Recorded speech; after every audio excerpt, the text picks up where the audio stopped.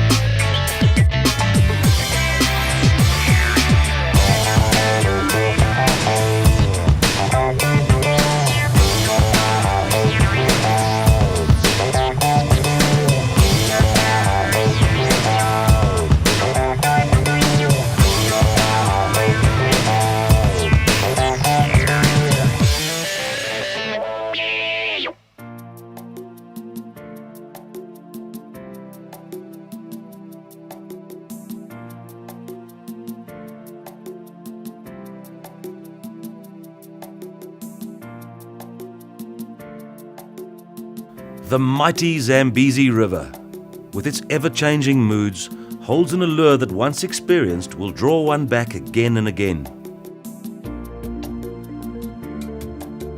Craig Thomason is no exception to this rule. Hitching a ride with Dirk Ackerman and his pilot Izzy, Craig headed up to the remote town of Lekulu in Zambia to visit his old fishing buddy Gerard Simpson and the fabled waters of the Barotse floodplains.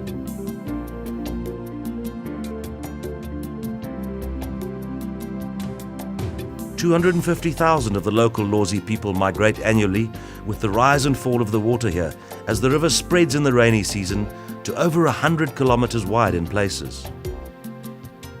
At Barotse Tiger Camp, Gerard and his partner Graham have created a green oasis of colonial luxury in this remote corner of Africa.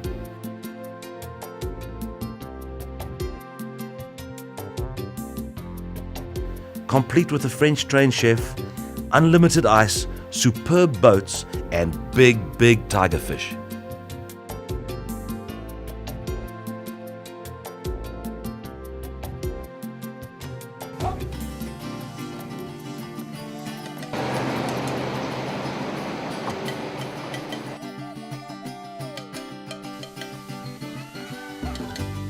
Well, here we are on the Zambezi River, up in northern Zambia, near the town of Lekulu. We've come to fish an area called the Barotse floodplains. Gerard Simpson, an old friend of mine from the south coast, has invited us up to his new camp, which is Barotse Tiger Camp, and the reports are that the tigers here are big and many. So Jerry, thanks for having us. Pleasure having you guys here, Tomo. And I hope that those tigers are big and many, as you have led us to believe, because we've come a long way. Are they? Time will tell. That it is the land of the trophy tiger fish. By the end of the day, we'll talk again. All right, cool. Well, Jerry's had some big words. He's told me that no one leaves here without bettering their personal best, and there's not a day goes past without catching at least one double-figure fish. That's a 10-pounder or more. So seeing is believing. I'm going to try a little coppery-coloured drop shot, because the primary sort of food organisms at the moment, there's a little fish called a bulldog that the tigers are eating at the moment around this area, and they are quite a coppery colour. I think that this will match him quite nicely.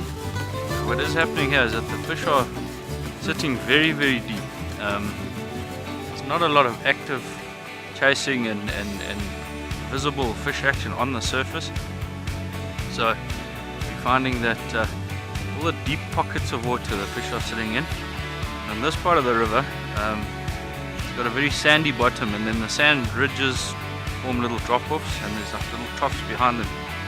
So what we're doing is we're drifting down the river and getting the lures out. I'm fishing with a drop shot with a just over a half-ounce jig head, a 5/8, and I'm actually dragging it on the bottom. I can feel the jig every now and then catching the sand, and I'm not retrieving it at all. I'm just letting it bounce on the sand and giving it the odd little twitch of my rod tip. And I've had a couple of nice hits already so far. So I think we've discovered the pattern of how to get the fish onto the lure. Next thing we need to work out is how to get the fish out of the water and into the boat so we can have a look at it. But it's a start. First you need to get a bite. We're starting to get those. So quite chuffed that we figured out the little code for the morning. And next step is show you guys a nice big Zambezi Barotse tiger.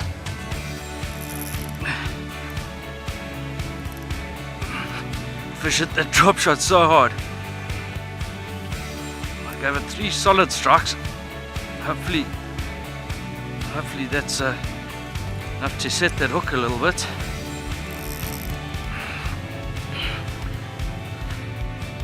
Braided line is very, very direct, so it certainly does give you an opportunity to set a sharp hook in very hard.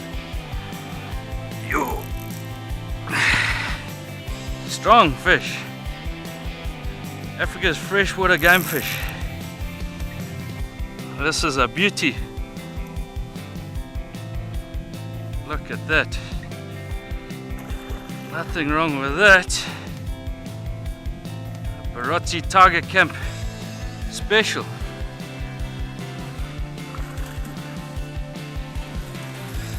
Look at that. Oh, look at the size of that mouth. Okay, as you can see, the hook that did the job was the trailing hook, and it just sat there in the corner, and then the hook on the jig head actually came in and did a second hook up over here, and that got her properly hooked.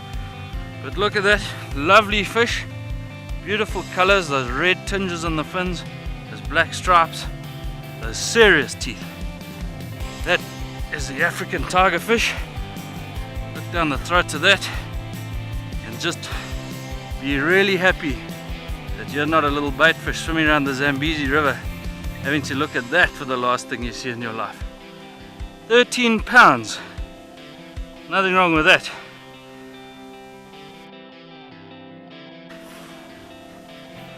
Zambezi River tiger fish. Beautiful. The nice thing about releasing these fish is that unlike in the sea where there's sharks and bigger things to nail them, around here there's only the odd crocodile. It's highly unlikely that a fish like this is going to get taken out by a croc, so it's a top predator, top of the food chain.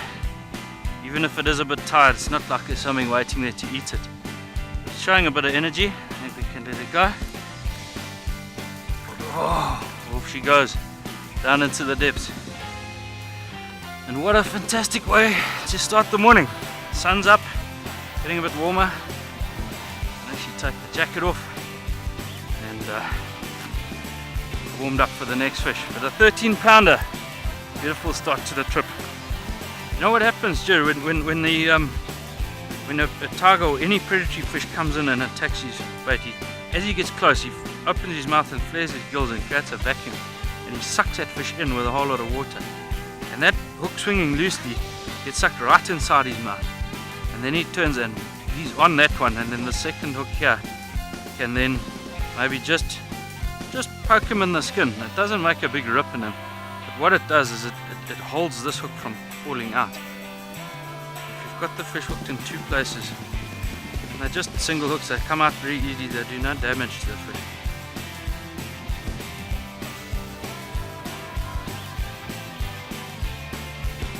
I've gone for this super bright color, I think they call it radical rooster, and man, if that doesn't get tiger fish's attention, I reckon nothing will. So let's see. I've also rigged up my drop shot quite uniquely. I've got a trailing, what we call a stinger hook, trailing behind, and that's because once this is rigged, the hook's quite far in front. The tiger like to slash at the mid body of their prey. Quite interesting, you know, people tend to think because a tigerfish is built for speed and a fast-moving freshwater game fish. Ah, Jerry's on. Oh, lovely, lovely. People tend to think that because of that, you've got to retrieve something very fast to attract them, but that's not necessarily the case. Barotse Area tiger. that we're in. Come away. And I've tightened this drag up, so I'm not giving him much to play with.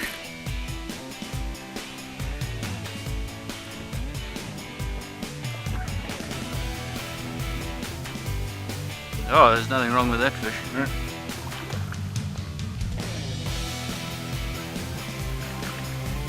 Nothing wrong with that. No, I've been losing fish all morning, and Tom came up with another one of his wonderful ideas about putting a stinger hook on the F-set spoon. Now have a look at that. Put on an extra stinger hook. Oh, and it weighs in at exactly 10 pounds. Did you get him on the bottom again, Jerry? Yeah, Were you fishing slow and deep? on the bottom, yeah.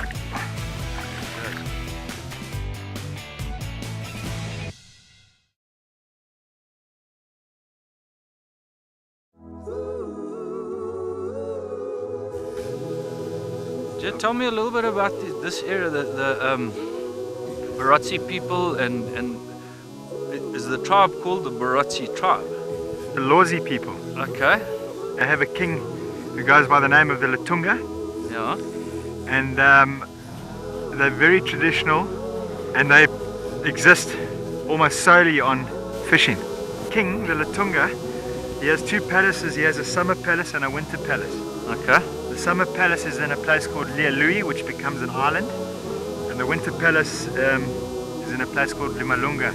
And what happens is, as the floodwaters rise, they've got these two massive barges, locally made barges, one for the king and one for the queen, and they move.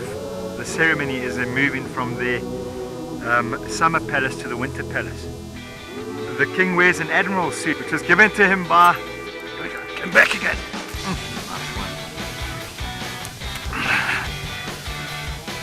Admiral suit that was given to him by who? By the British colonials in the colonial day. Really, eh? Jeez, so that's still been passed on. That's been passed on from generation to generation. Smaller than the last fish, but still a very respectable tiger fish, eh? Gee, I like to keep my fingers far away from those teeth. Not anywhere near as big and fat and heavy as that first fish. This is merely a little 7-pound tiger fish. You know what's odd about this tiger? He's missing that little adipose fin. You know, most tigers have a little fleshy adipose fin between the dorsal and the tail. This one's missing. It's been munched off. Obviously suffered an injury as a youngster, and his adipose fin noshed off by another fish. He doesn't look too much worse for the wear. You ready to go, buddy? Yeah, he sure is. Well, I'll tell you, I was quite worried a while ago that the Zambezi tigers, good sized Zambezi tigers, were a thing of the past. I used to come up here almost every year to different parts of the Zambezi, and the fishing has just got harder and harder over the years. Fewer and fewer big fish, and lots of netting pressure on various parts of the river. And I'm very pleased that Gerard has invited us up here to test out the waters at his new camp and to find a place where the fishing is as I remember it years ago on other parts of the Zambezi. Low fishing pressure, not a big population up in this part of Zambia, and these Barotse floodplains, when they flood every year with the moving in of the water from Angola, the bait fish go and breed in the grass, and there's stacks of food for these fish, and that's why they're all gathered up here. So fantastic population and a lot of big fish. I mean, a 7-pound tiger, nothing to sneeze at. If I caught that in the Okavango, I'd be doing a Zulu dance right now. But yeah, it's still a half pound. Perfect habitat for Nimwe. I'm surprised we haven't had a result on them.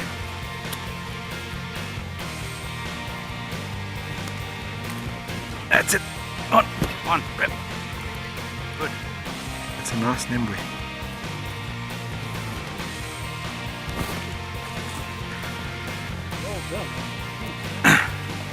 Thanks, Thomas. It's about time. I wondered where these Nimwe were. That's the beauty of this F-set. I cast it to the mouth of where the water's coming off the floodplain and just let it sink, and this guy was obviously sitting down the bottom there. You can see on the edges of those fins, you've got that yellow colour. Now in some areas, particularly the Okavango, that edge is bright red. So they do differ from area to area, but it is the same species of fish according to the marine scientists. And the scientific name for that fish is Serenochromis robustus. Robustus obviously referring to that large size and that staunch build that he's got, like a staffy. And one of the very aggressive predatory bream species of the Zambezi and Okavango systems. That's a nice one, Jerry, well done. Those fish do have quite a high mortality rate, mainly because they're so good to eat that they tend to get put straight into the hatch.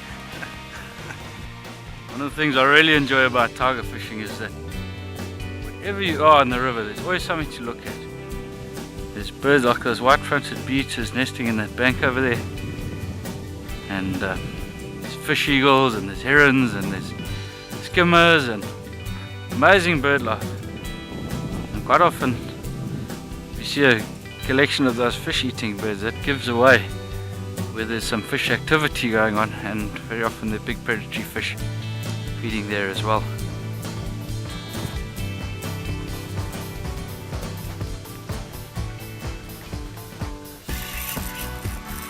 Good fish. Hey, come down. Eee, belted that. And my drop shot working very slowly on the bottom again. Oh yes. Oh, big fish. Oh yes. Big. You know when they're heavy and they jump and they're too heavy to come right out the water. This time of the fight, the tigers, your heart goes in your mouth. They throw hooks so easily. Oh,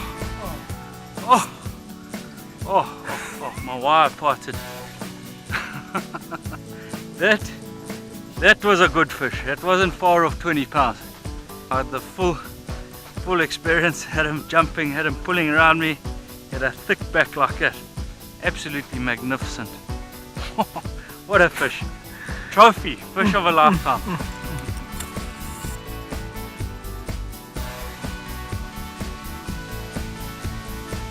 Calling it. It's a Nimwe actually. Eh? It's a Nimwe. Yeah, didn't you just call it? Yeah, I was So just there saying should there be a should be Nimwe. some living here. And I'll throw it straight in. That's a largemouth thin face, this. Fantastic to get another species and a good size one at That's that. a good size. Absolutely big of a fish. It's a bream called a largemouth thin face, which is another one of the very aggressive bream species that you get here in the Zambezi. He's a lovely specimen. Look at those orange egg spots on that anal fin there. Yellow edges to all his fins. And that very strange head shape. That mouth sticking out like that. And much like the Nimwe, he lives close to cover in the reeds and the grass. And comes rushing out and engulfs any of his prey with a typical open mouth and flaring gills, creating a big vacuum. Just about 7 pounds. Nothing wrong with that. It's a great representative specimen of another special Zambezi species. Let's get him back in the water. He's keen to go. Off he goes.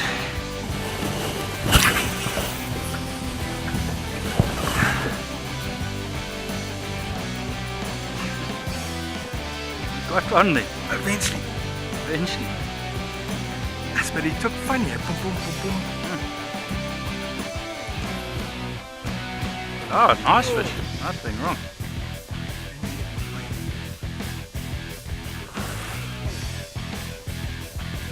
That's a great fish, Jerry. It's a super fish, my friend. And look at that. Once again, hooked on the trap hook.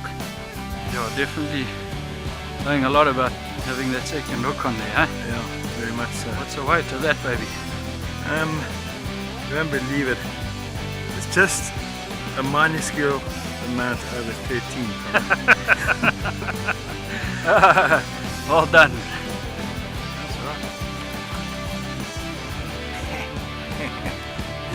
Yeah, boy. Nice. Late evening, and I've just we're not seeing any visible surface strikes, but I decided to stick out a Rapala walk, and it's got this very slow side to side sort of kits action, and it's absolutely irresistible to any predatory fish. Oh, there we go. On. I'll tell you what, not the biggest fish in the world, but guess what? I've got him on a surface lure. Well, I actually purposefully removed the treble hooks that this lure comes supplied with, the Rapala walk. I put 2 single hooks on, and I've got him in the mouth with one. The other one has unfortunately foul hooked him under the skin here. I can make a good release. Little guy, but hey, any fish on the surface is worth 10 big fish. Off he goes. Hey, well, I enjoyed that, eh? Jerry, let me tell you, it doesn't have to be a donkey every time, eh? Exactly.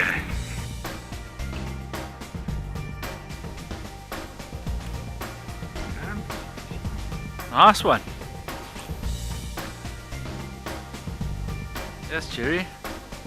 We've been traveling around fishing all day, and you've got big ones right outside the camp. I must say, the fish have all been good size, eh? It's been fantastic days fishing if you just take the size of the fish and the fish that we have caught into account.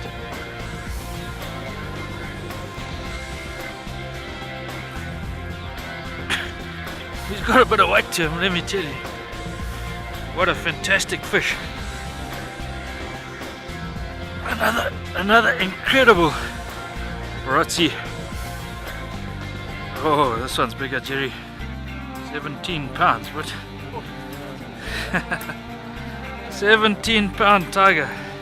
You don't just find that sort of size tiger fish anywhere that you go. There's few places left where you can go and regularly catch good double-figure tiger fish. And up here in the Barotse floodplains at Barotse Tiger Camp is one of the few places you can go and target these big guys. Fish is still in good shape, strong. I gave Gerard a good pull. Off she goes. Jerry, well done, but that was a great fish. Well, it's been a fantastic day's fishing on the Zambezi River up here at Barotse Tiger Camp. We've had some awesome fish action, some of the best tigers I've seen, and some fine bream. Jerry, thanks for a great session. It was everything you promised. This morning when we went out in the cold, and I said, hey, well, show and I will believe. You saw and you believe. Exactly.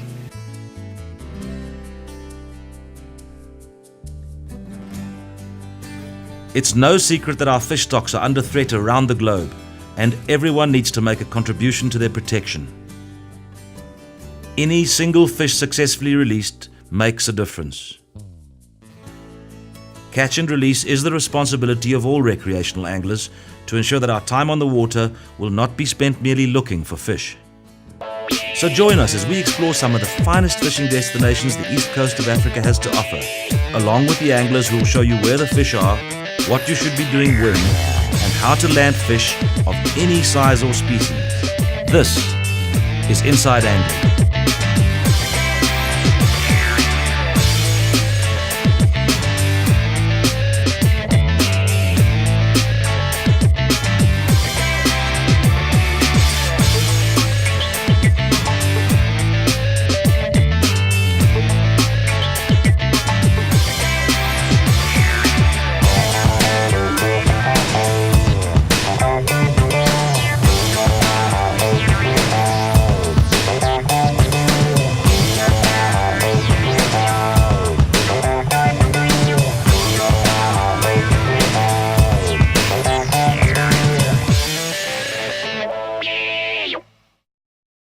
Inside Angling, the Catch and Release series, was proudly powered by Yamaha, lured and landed by Rapala, and driven by Halfway Toyota.